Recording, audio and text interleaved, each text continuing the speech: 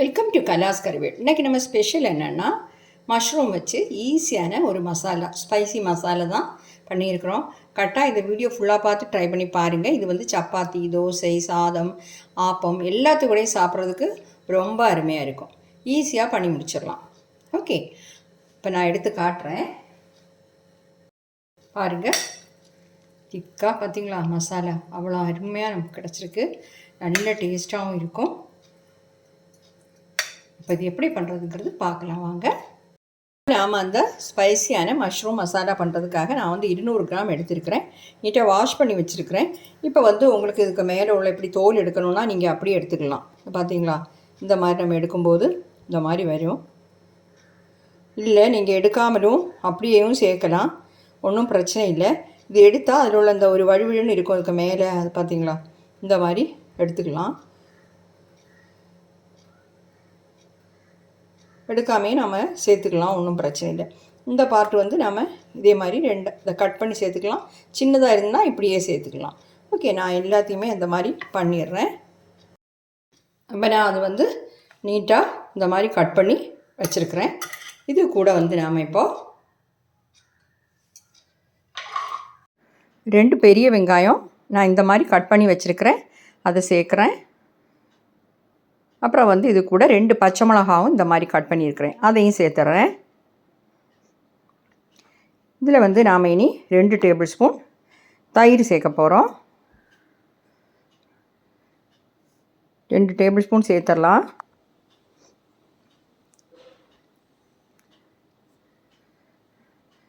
இப்போ அதையும் சேர்த்துட்டோம். இனி இது கூட வந்து நாம் கொஞ்சமாக மஞ்சத்தூள், ஒரு 2 பிஞ்சு போதும், ஒரு 1/4 டீஸ்பூனை விடையும் கம்மியாக போதும் மஞ்சத்தூள், அதையும் சேர்த்துருக்குறேன். இனி நாம் இதில் வந்து தனியாத்தூள் சேர்க்கணும். 1 டீஸ்பூன் தனியாத்தூளும் சேர்த்துடலாம். இது வந்து நல்ல ஒரு ஸ்பைசியான மஷ்ரூம் மசாலா தான் பண்ண போகிறோம். ரொம்ப ஈஸியாகவும் பண்ணிடலாம். ஓகே, ரொம்ப அருமையாக இருக்கும். அடுத்ததாக நாம் இப்போ தனியாத்தூள் தான் சேர்க்க போகிறோம். 1 டீஸ்பூன் தனியாத்தூள் சேர்க்குறேன். இது கூட வந்து 1 table spoon Kashmiri chilli powder சேர்த்துடலாம். உங்கள் காரத்துக்கு ஏற்றாப்பில் சேர்த்துக்கோங்க. 2 பச்சை மிளகா சேர்த்துருக்குறேன். உங்களுக்கு இவ்வளோ காரம் தேவையில்லைன்னா நீங்கள் வந்து ஒரு 3/4 டேபிள் ஸ்பூன் சேர்த்தாலும் போதும். இது கூட வந்து நாம் இப்போ 1 டீஸ்பூன் நிறைய இஞ்சி பூண்டு பேஸ்ட்டு சேர்க்கலாம். நிறைய சேர்த்துருக்குறேன், அதையும் சேர்த்துட்டோம். ஒரு 1/4 டீஸ்பூன் சீரகத்தூள் சேர்க்கலாம்.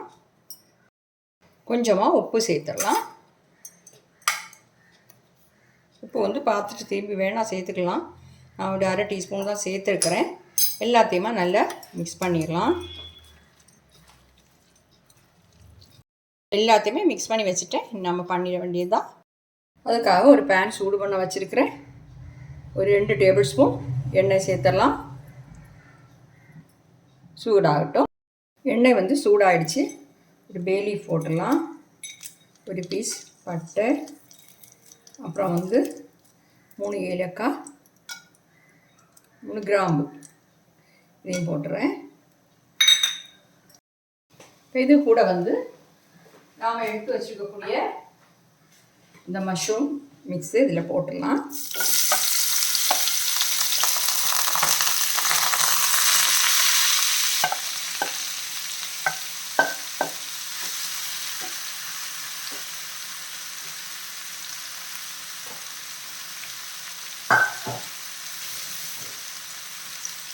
நல்லா கிளறிப்போம்.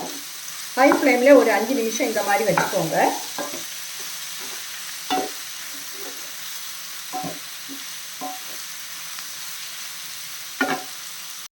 நாம் ஹை ஃப்ளேமில் 5 நிமிஷத்துக்கு மேலேயே வச்சுட்டோம்.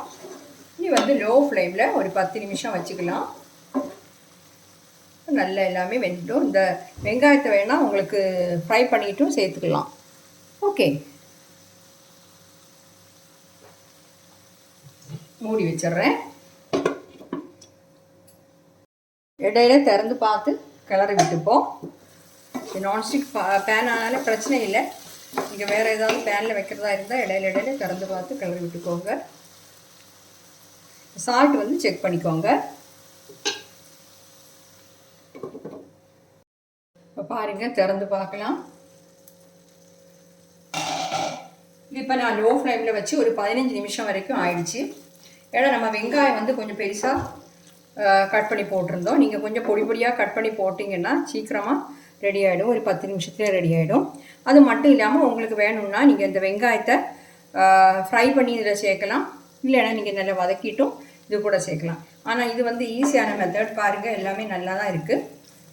பார்த்தீங்களா, எல்லாமே மசாலாலாம் சேர்ந்து சூப்பராக இருக்குது. இது கூட வந்து நம்ம ஃபைனலாக கொஞ்சம் கொத்தமல்லி தழை சேர்த்துடலாம். சேர்த்துட்டு கிளறி விட்டு ஃப்ளேம் ஆஃப் பண்ணிட வேண்டியது தான்.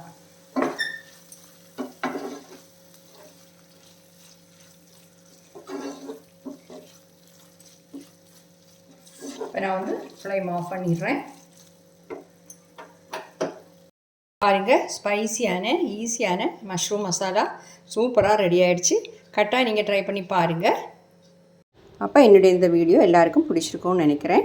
பிடிச்சிருந்தா என்னுடைய சேனல் தயவு பண்ணி சப்ஸ்கிரைப் பண்ணுங்கள், லைக் பண்ணோம், ஷேர் பண்ணோம், கமெண்ட் பண்ணோம் மறந்துடாதீங்க. அடுத்தது நல்ல ஒரு ரெசிபியுமா மீண்டும் சந்திக்கலாம். Okay, thank you.